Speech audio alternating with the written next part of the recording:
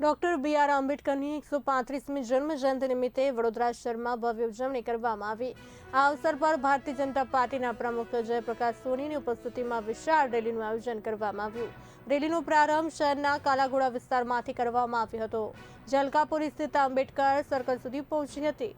Rally દરમિયાન મોટી સંખ્યામાં ભાજપના કાર્યકરો, સમાજના આગેવાનો તેમજ યુવાનો ઉત્સાહભેર જોડાયા હતા। કાર્યકરો દ્વારા બાબા સાહેબ આંબેડકરના જીવન અને વિચારધારાને દર્શાવતા બેનરો અને પ્લેકાર્ડ સાથે નારા લગાવવામાં આવ્યા હતા। અંતે અલકાપુરી આંબેડકર સર્કલ ખાતે પહોંચ્યા બાદ તમામ આગેવાનો અને કાર્યકરો દ્વારા બાબા સાહેબની પ્રતિમાને પુષ્પાંજલિ અર્પણ કરવામાં આવી હતી। આ પ્રસંગે નેતાઓએ બાબા સાહેબના બંધારણ નિર્માણમાં આપેલા યોગદાનને યાદ કરી તેમને શ્રદ્ધાંજલિ અર્પણ કરી।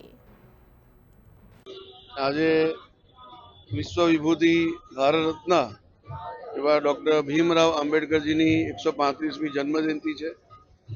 દર વર્ષની પરંપરા પ્રમાણે ભારતીય જનતા પાર્ટી વડોદરા મહાનગર અનુસૂચિત જાતિ મોરચા દ્વારા અહીંયાથી કાલાઘોડા સર્કલથી આંબેડકર સર્કલ સુધી શોભાયાત્રાનું આયોજન કરવામાં આવે છે।